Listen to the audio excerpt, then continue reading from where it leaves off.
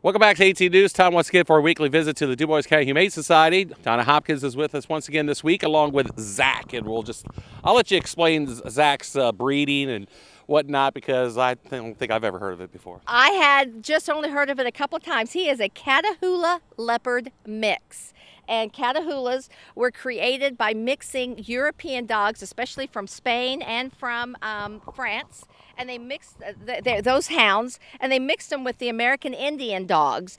And they were used then to catch and pen wild game such as boars and such as cattle.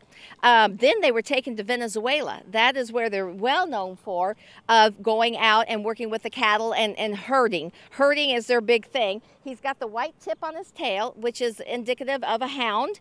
And our little Zack here, he is 4 years old and 2 months. He was found as a stray in Dubois County. He was brought to us as a stray.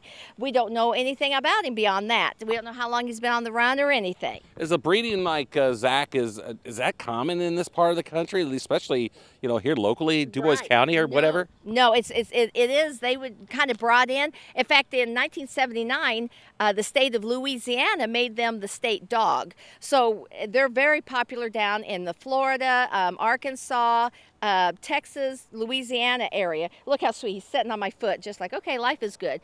But it is odd that we would have a mix like this. I am extremely impressed with Zack.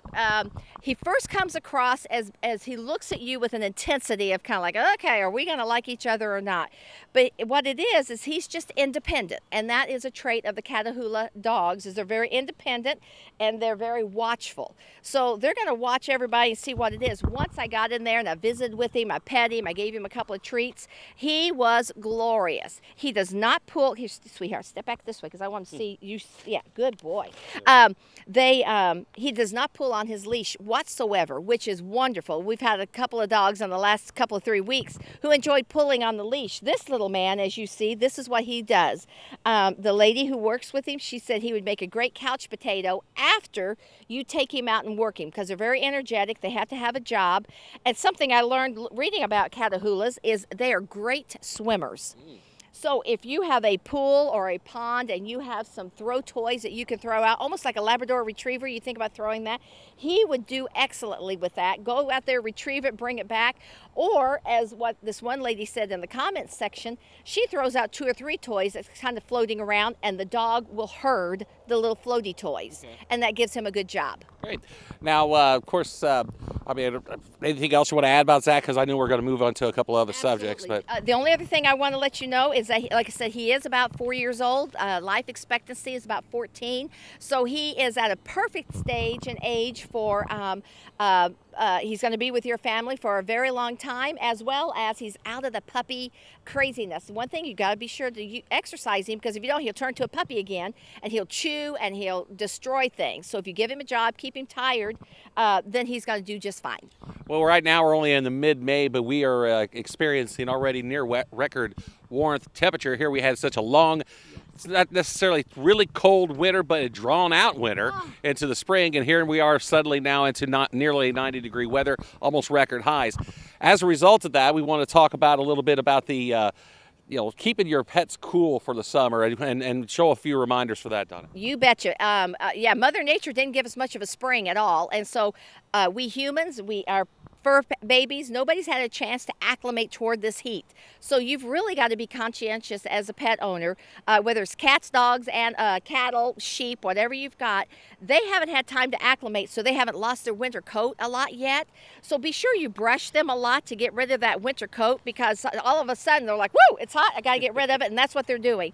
When you're brushing them, that also helps calm them. The other thing is, we cannot emphasize enough, cool, free-flowing water. And if you say, what do you mean by free-flowing water? What I mean is, if you have a dog bowl and it's outside, you need to change that 2 to 3 times a day, depending on the heat. Closer it gets to 100, the more often you have to change it, because cool is the thing. If you have a running stream or something like that that is clean, doesn't have a bunch of debris in it, that would be good. But we're asking everyone to make sure that you have plenty of cool water. Their appetite, animals' appetites may go down in the heat, only because they don't need to be burning that energy of digesting all that food and all this heat. So they may lose a little bit of the appetite, but they will certainly keep their need to quench their thirst. Anything else you want to add this week? I do. Ticks are out. Ticks are out. Yep. And my husband and I, we were out at the farm, and we came back, and yeah, bad news. So it's getting on the animals too. Be sure to use flea, tick, that kind of repellent for your dog. Some of them have collars, some of them you put a little squeeze between the shoulder blades.